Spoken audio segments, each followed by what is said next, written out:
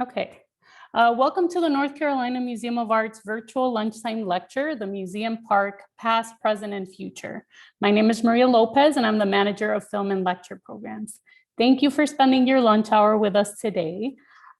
We appreciate your continued support of our virtual programming, and especially now that there are more in-person programs and offerings, but we hope you can continue to join us virtually, especially because it's more accessible to many of you who may not be able to make it in person, especially during your lunch hours. We're glad to have you all here today for this lecture about the NCMA's beautiful Ann and Jim Goodnight Museum Park that has become a haven for many this past year. Before we begin with the program, I'd like to give everyone a brief overview for today's lecture. Our special guest today will present, and then we will have a short Q&A session. Please enter any questions using the Q&A function or the chat box. We would also like to let you know that this lecture will be recorded and made available on the NCMA YouTube page. We will also be sharing this recording with you via email. Without further ado, I'd like to introduce the NCMA's curator of horticulture and sustainability, Rachel Woods. Rachel Woods directs landscape planning and project management for the 164-acre North Carolina Museum of Art Ann and Jim Goodnight Museum Park. Her work focuses on creating an inclusive and accessible community gathering space that provides NCMA visitors engaging landscapes to experience art, nature, and recreation. Rachel also contributes her expertise to the ongoing ecological restoration and sustainability programs to improve the environmental health of the museum park.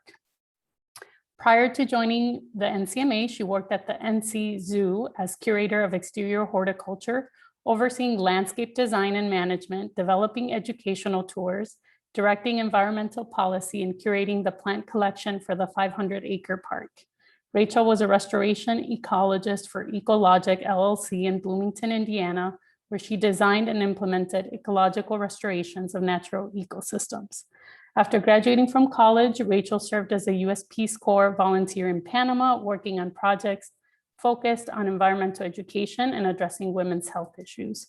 She holds a bachelor's in biology and environmental science from Ohio Northern University, and a master's in environmental science and an MPA in natural resource management and environmental policy from Indiana University, Bloomington. Welcome, Rachel. Thank you so much for joining us. Like Maria said today, I'm going to briefly go over some of the history and some of our current project uses, the property over the years. All right, so I'll just go over some of these historical kind of timeline. These are obviously kind of snippets of what the history of the site was, but these are kind of the different landowners, if you will, over the years. So during the Civil War, the site was actually used for a training facility for Confederate soldiers. The Capitol Area Greenway that comes through the park was actually a road during the Civil War that was used to kind of move people and materials. So the site has a long history of these several iterations of sort of prison type facilities on the property. After that, it was used for many years as a state prison farm. It was also during World War I used as a tank, very briefly used as a tank training facility. And then sort of its longest iteration was as the Polk Youth Detention Center. During that time, NC State also had their College of Veterinary Medicine on site with cows and horses grazing on site. And sort of the story is that kind of all of these iterations of different landowners had significant impacts on the landscape in a variety of ways. So here's a picture from 1918 of the museum park. This was at the time when it was being used as a working farm for prisoners on site. And then again, if you look, I don't know if you can see my mouse. This is where our current sort of facility management for the park is. And at this time, it was NC State had their vet school here. And of course, right along Blue Ridge Road, for people that are from this area, can remember that the prison was right along Blue Ridge Road there. And then again, here's a picture of the tanks that were used for training facilities on site. And in 1983, then the museum, the East Museum building was constructed behind the prison. At that time, the prison was still an active prison and did have prisoners on site for many years after the museum opened at that location. And next year will be the 25th anniversary of the Picture This Park Amphitheater, which was the first work of art that was constructed in the museum park. And one of the largest driving forces of the museum park becoming open as an official park and welcoming guests into it was the construction of the 440 pedestrian bridge in 2001, which brought the Capitol area greenway right into the park. So it created this new way for visitors to reach the park and enjoy it. And in 2004, the last of the prison had already been relocated to Buntner, but it wasn't until 2004 that the final buildings on the property were removed. And then in 2010, a new, the second west building, it's not really new anymore, I guess, was constructed to house the permanent collection of the state of North Carolina. And this was a new way to display art and invite people to sort of enjoy nature and a more natural setting to view the works of art. And I just wanted to highlight that around the museum building, both buildings, there's a variety of seasonal color. You can kind of come to the museum at different times of year and see different things blooming or in fall foliage. There's also a lot of textures like the lacebark elms and one of the courtyards that add sort of seasonal interest to these spaces. And if you've ever, for those of you that have been to the museum, the sort of sunken gardens that are around the back of the building and sides of the building that are planted with a variety of sedges and rushes are all biocells, or a type of rain garden that collects all the water runoff from the surrounding landscape and the roof line of the building.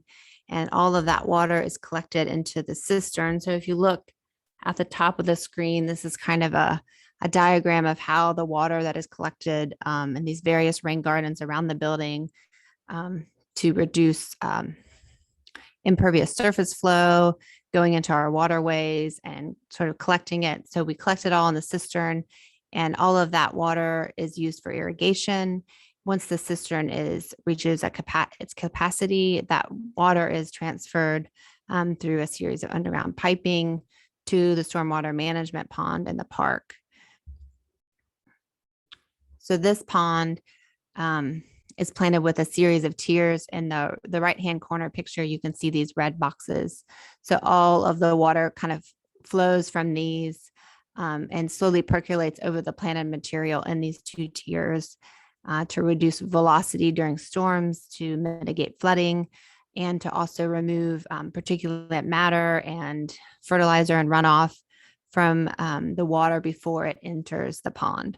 So once the pond is at capacity, it actually flows directly into House Creek. So this mitigation, again, improves water quality, helps mitigate against flooding downstream, and of course is a great habitat for birds and amphibians and fish and reptiles.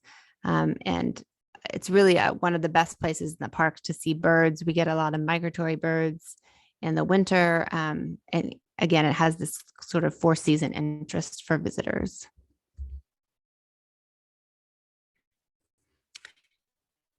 In 2016, the construction began in 2015 and was completed in 2016 of what was the former prison site along Blue Ridge Road. This project included adding more parking that was designed in a way that it can't be seen from Blue Ridge Road. So when you enter the museum property, you aren't looking at a bunch of cars, you're looking at trees instead. And when you're in the parking lot, you can't see Blue Ridge Road. You are more kind of surrounded by greenery, with the idea that long-term, this will be kind of a complete covered canopy of trees. So you feel more like you're in a park than in a parking lot.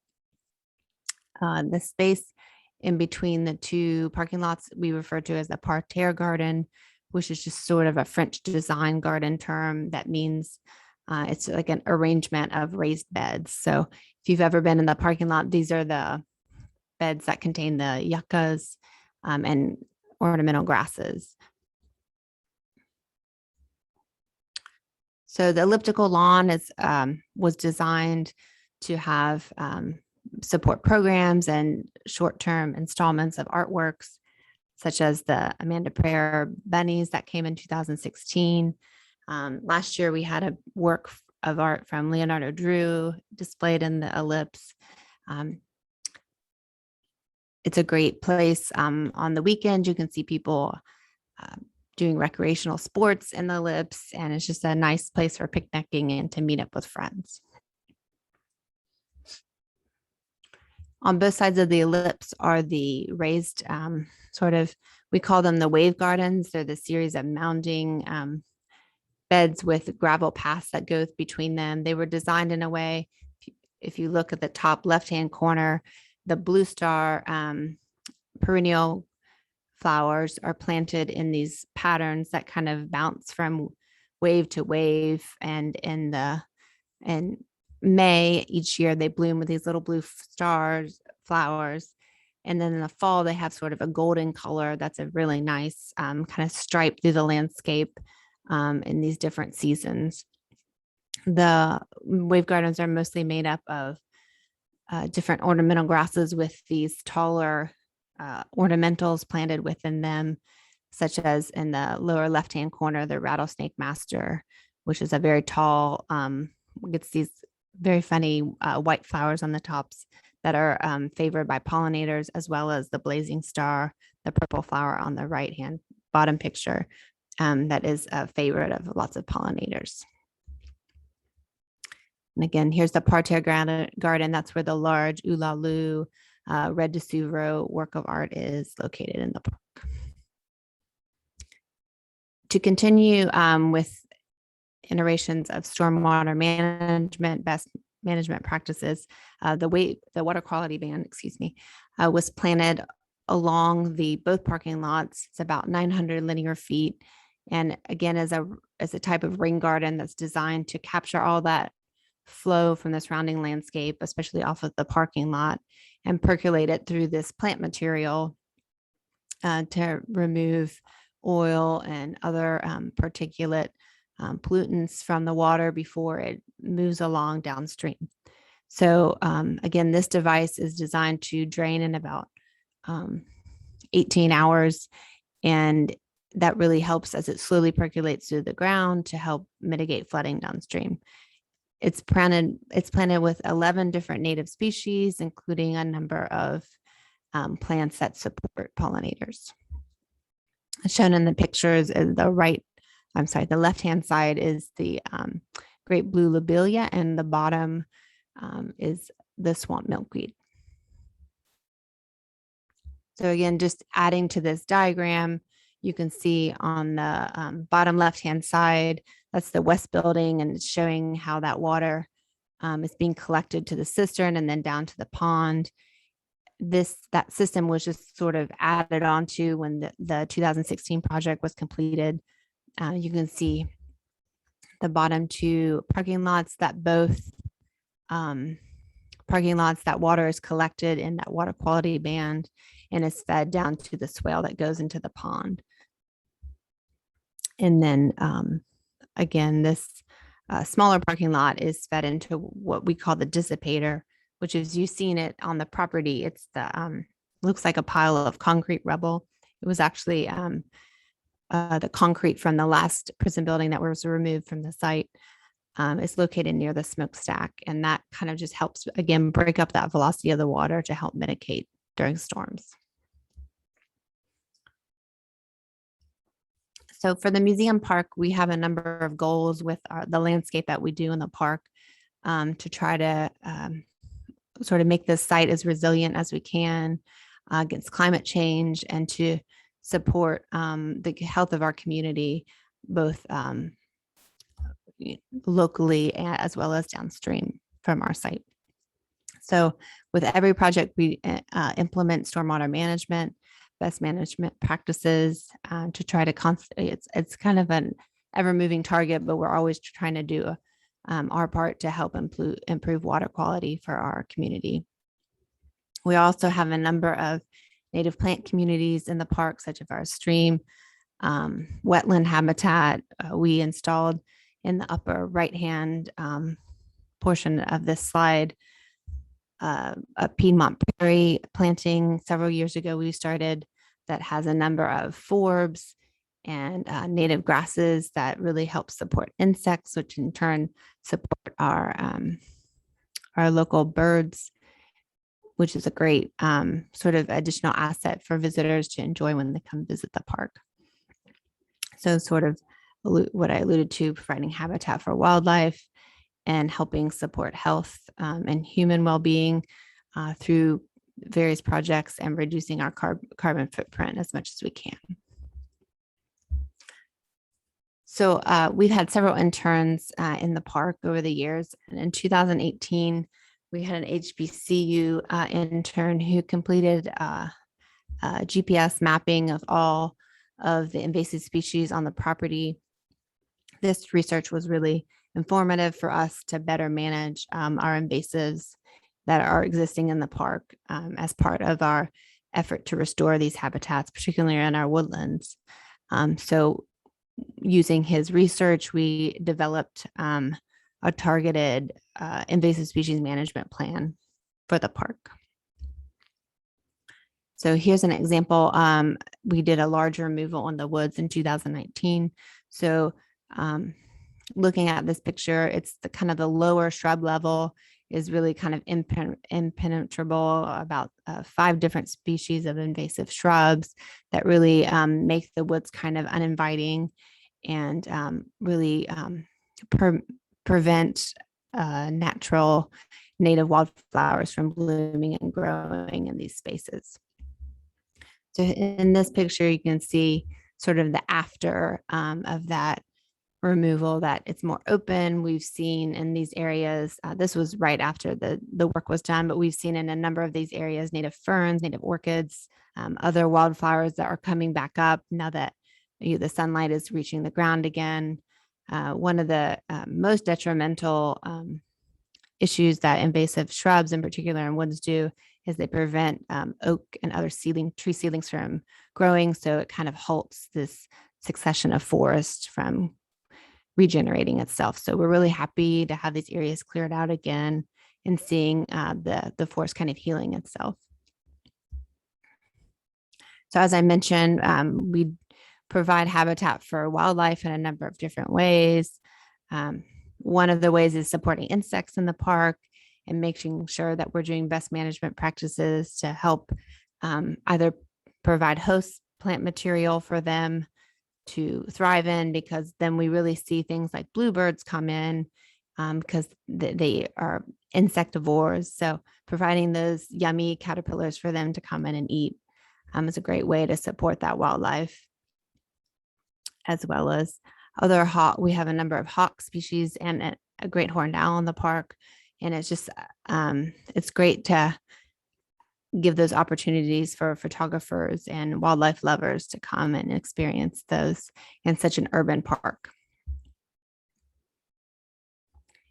And again, really targeting habitat for pollinators. We have 15 beehives in the park. So we want to make sure that we're helping support our bees as well as our butterflies and other native bee species in the park with host plants for them, for butterfly larvae and things like that, as well as lots of good pollinating flower sources for them kind of throughout the year.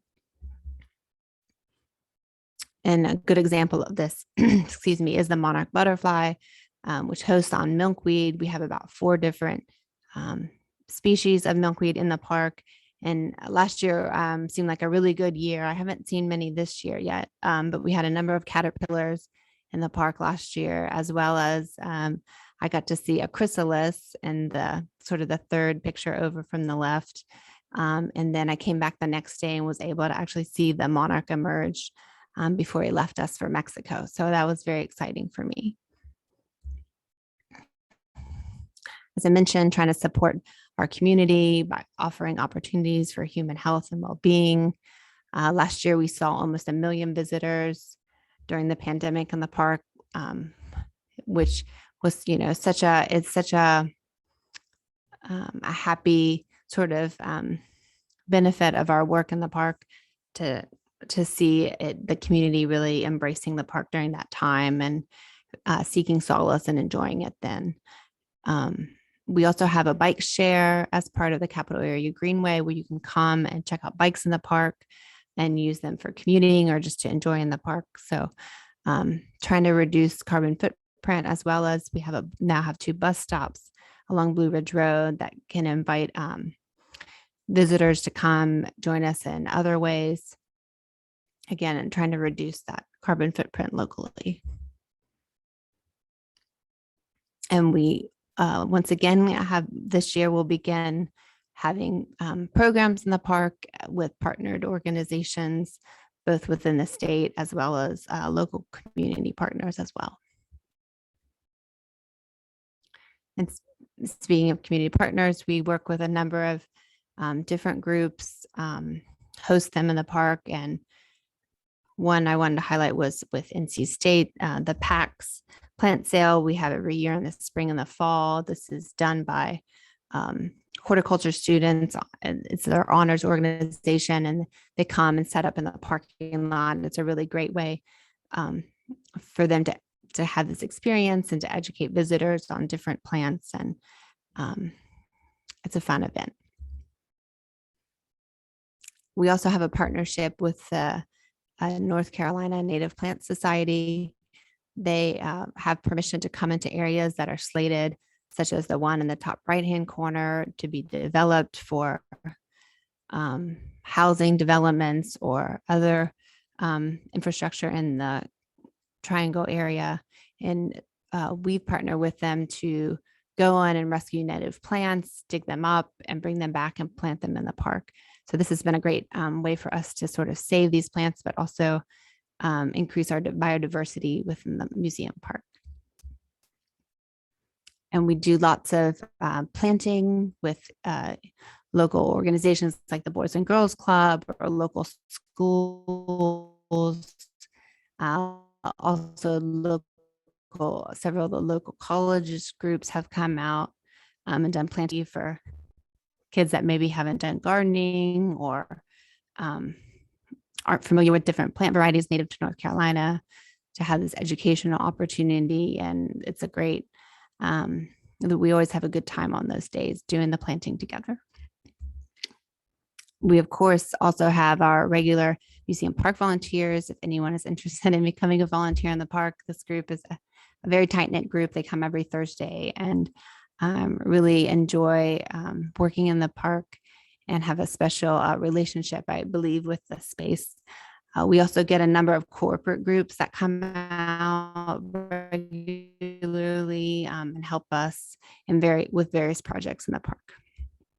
Of course, one of the main things that the museum park provides the communities are the opportunities to experience artwork in the outdoors, and sort of this, it's a very different, more open way to interact with artwork than in a traditional gallery in a building. Of course, the performing arts program is a great way that we engage a more diverse community with different artists and different types of performing arts. I wanted to highlight one of our recently completed projects, which is the Carla McKinney Volunteer Garden. This space is located between the Park Theater and the Ellipse, and is a native woodland garden that has a walking path through it. And this structure in the top left-hand corner is just a covered, it's a shed for tools, but it has this nice covered deck area that we have used for programming, and is a great place to eat your lunch with a friend. And is a very popular spot, especially in the summer, because it's nice and cool under there.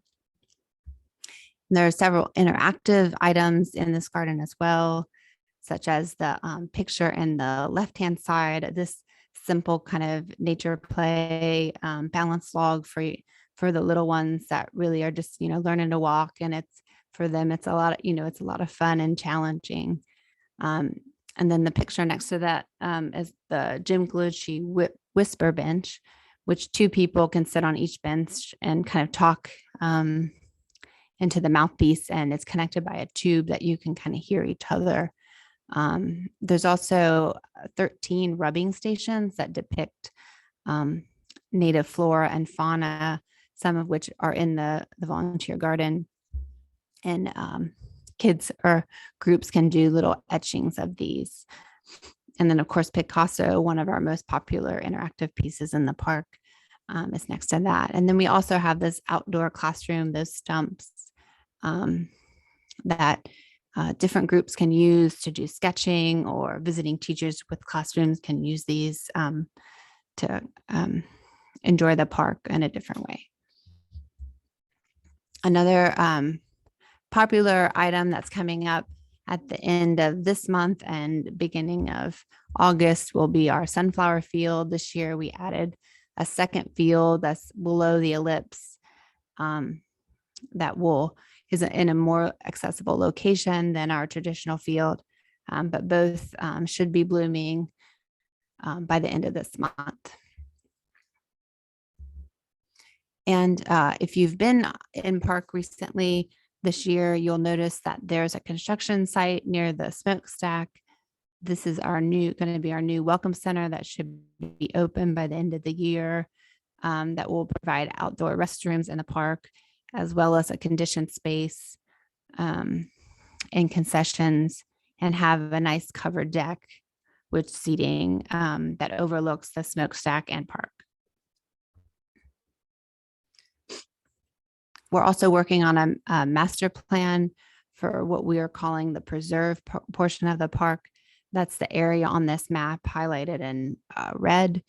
So this project is targeting trying to increase accessibility in the park and provide more opportunities for visitors to connect up to the museum buildings from this portion of the park.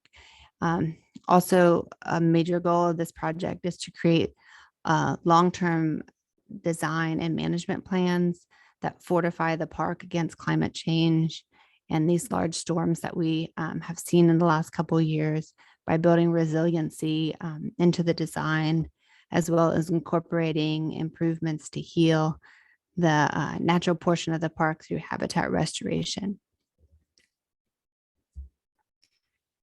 And sort of the main driving force of this is the stream restoration that, the stream is this portion,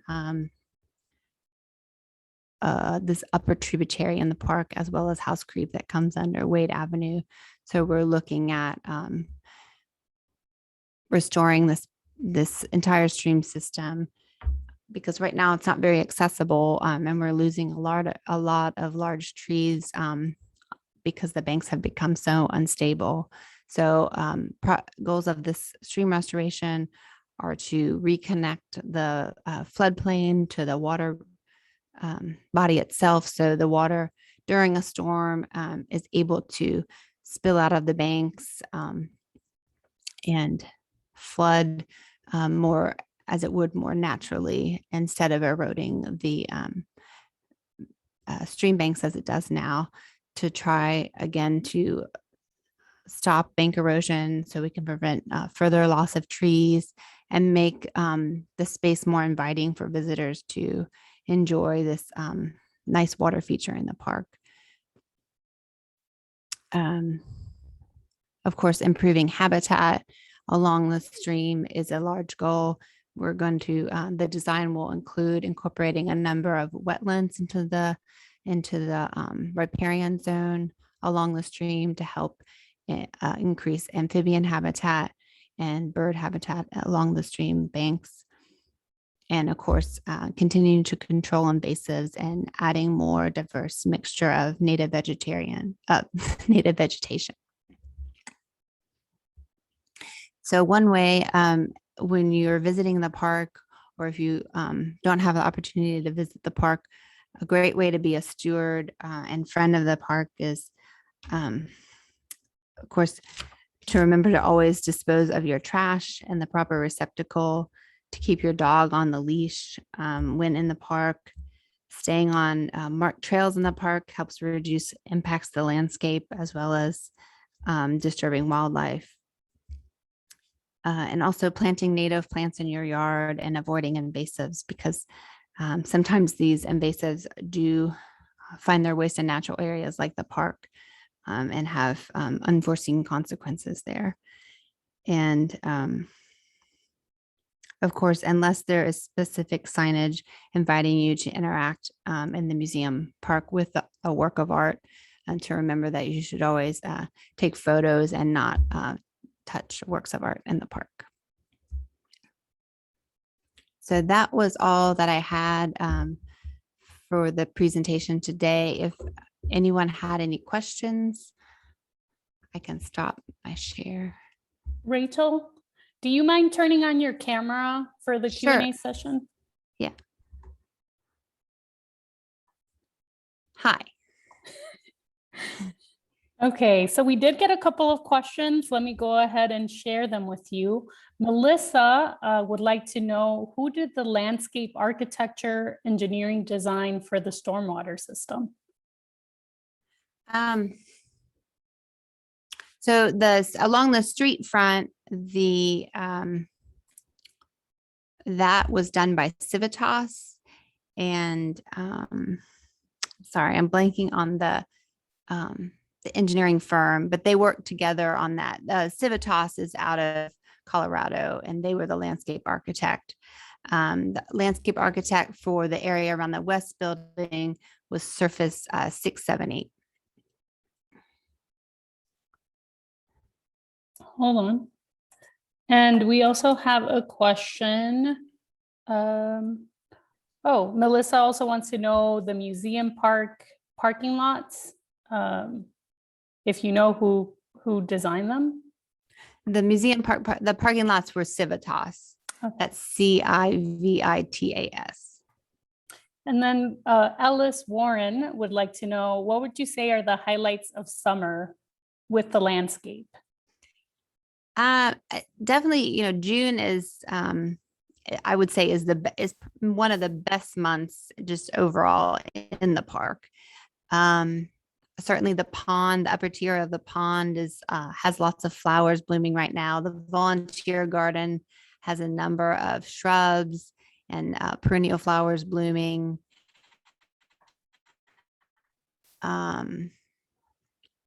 I guess the woodland trail is nice because it's so hot that it's nice, a nice shaded path. So that's nice to get out of. That's always nice. Okay, we have quite a few questions coming in. Linda Warden wants to know if there's a list of native plants and grasses in the park. Yes, we don't have an accession collection, but I keep track of the plant material that we've sort of actively planted in a variety of areas. I'm hoping the museum is working on an updated website. So I'm hoping once that happens to get those lists more publicly available, but you're certainly welcome to email me if you had a question about a particular area, and I can share that list with you. I don't know if this is difficult, but my email address is rachel.woods@ncdcr.gov.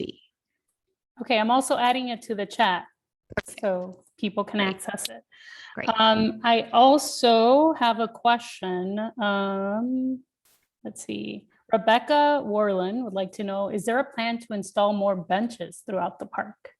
Yes, we have been adding them over the years, it's one of our donor sponsored sort of drives that it's a naming opportunity in the park. So as we are getting those new opportunities, we've been adding more benches and we'll continue to do so in the park.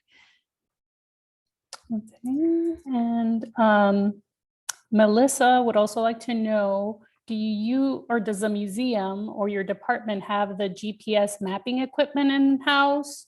Or did the student who you mentioned, the HBCU student, bring it from their university?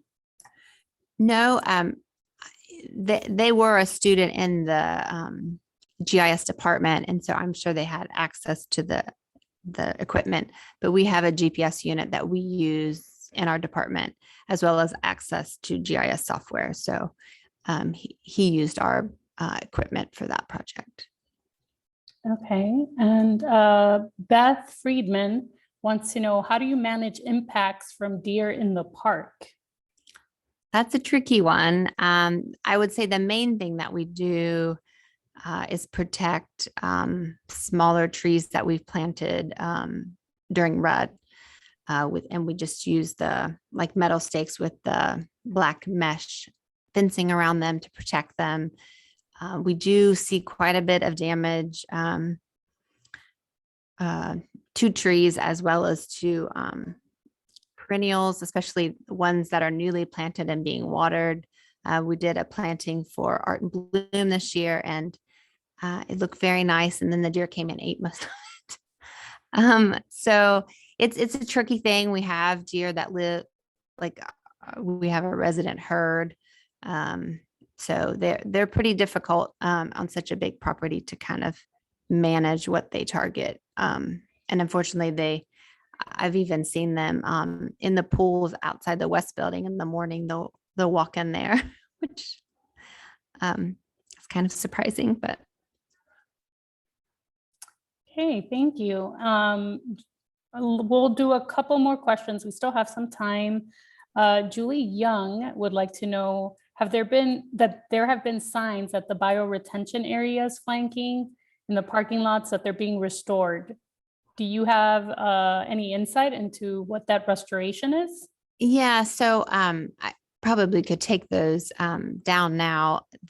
When the landscape was completed in 2016, those water quality bands were planted with one species of juncus, and unfortunately, it wasn't a native variety, and we're not really sure. I think it was a particularly bad winter we had in 2018 that was really wet and cold, but it killed 100% of these plants. They all died.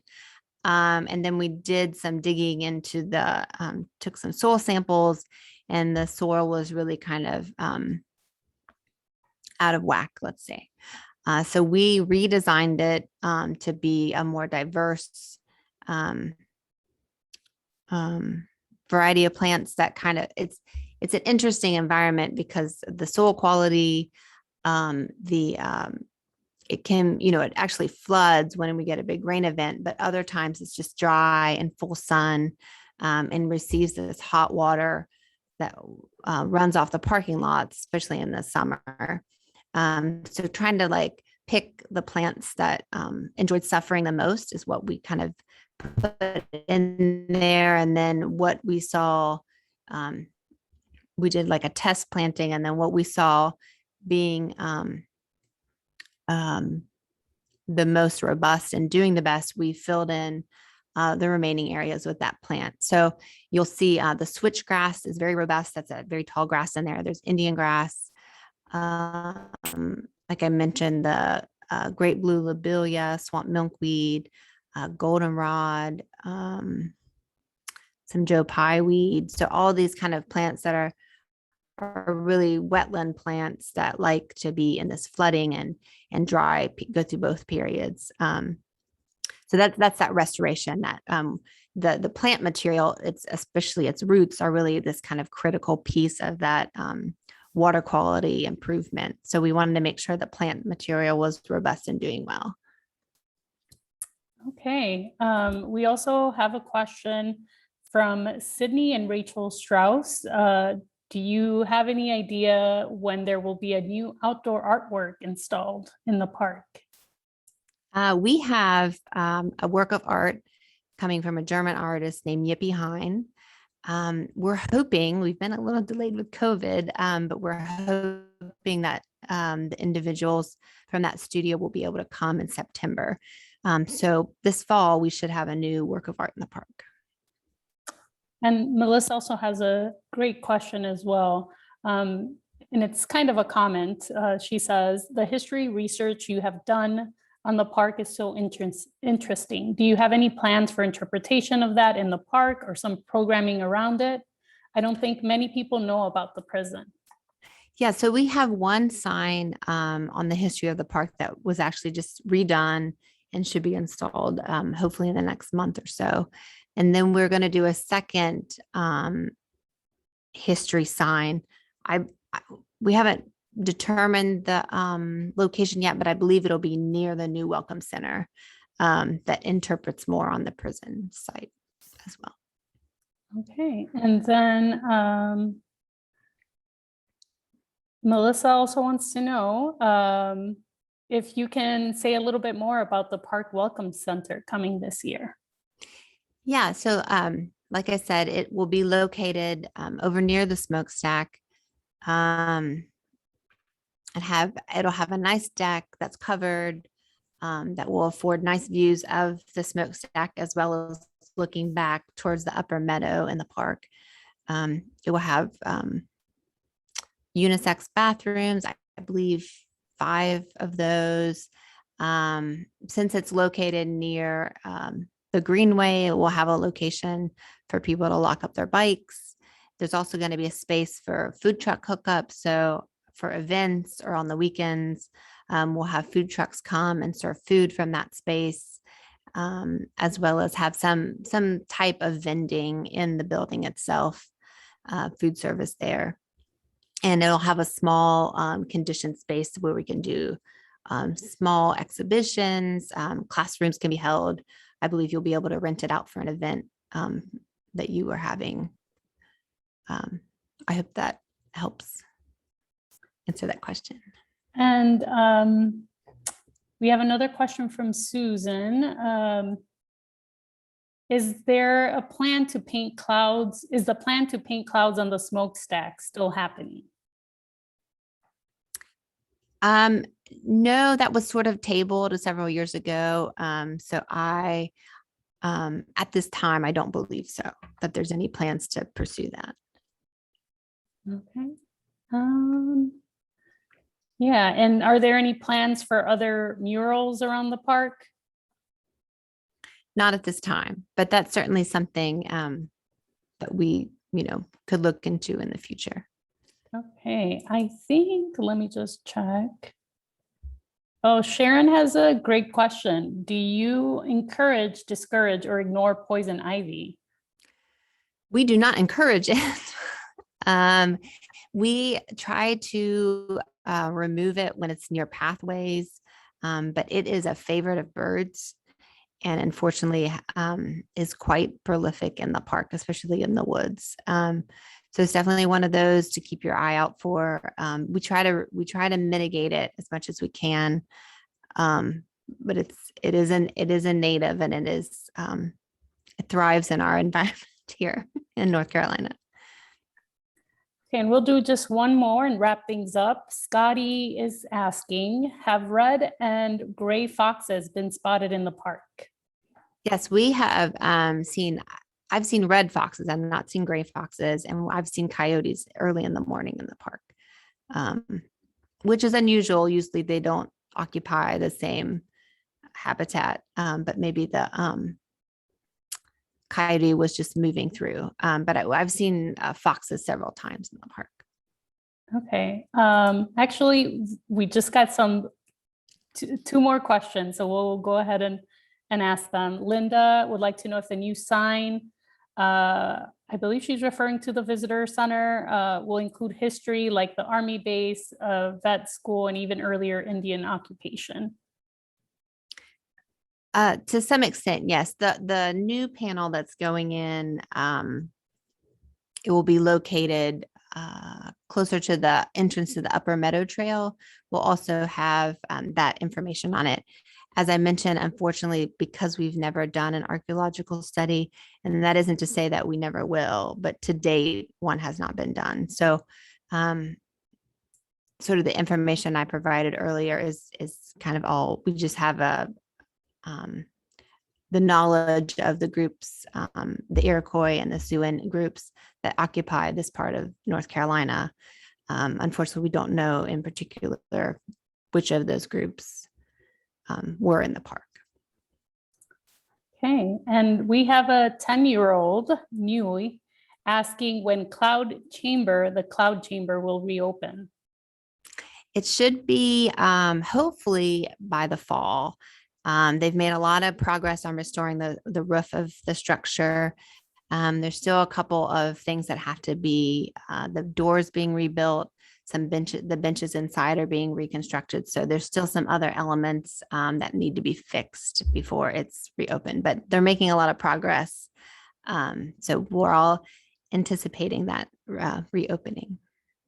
And I know I said I was going to wrap things up, but I forgot Michelle, when you were presenting, was asking about a hawk in one of your pictures, and if you knew the name, the species of the hawk. The large hawk in that picture is a red-shouldered hawk. Okay. We have red-tailed kestrels in the park, red shoulder. Like I said, the great horned owl. We have quite a few predatory birds in the park. And also, if you can mention the weekly park tours that we do offer. Maria, do you know? I'm not sure. I believe they're every Saturday. Yes, and they're actually run by Jenna Stanley. She's our manager of docents, and you can find information on that on our website. So I'll be sure to share that in a follow-up email with everyone who's registered today. And they also do bird tours, I believe, once a month in the park on Saturday, which is also it's led by Chantal, one of our park rangers, and she does a great job. She's very knowledgeable about what's going on in the park with birds. Yes, so I'll share that all in a follow-up email with everyone who registered. We definitely hope you can all come back and participate in our park programs and enjoy the park, and of course the collection as well. And with that, I'd like to thank you, Rachel, for providing this history, this insight. It was a fascinating lecture. I'd like to thank the audience for being with us today and for your patience while we figured out the connection situation. And thank you all, and we look forward to having you at our upcoming events, both in person and virtual, and we hope you enjoy the rest of your day. Thank you very much, everyone. Bye.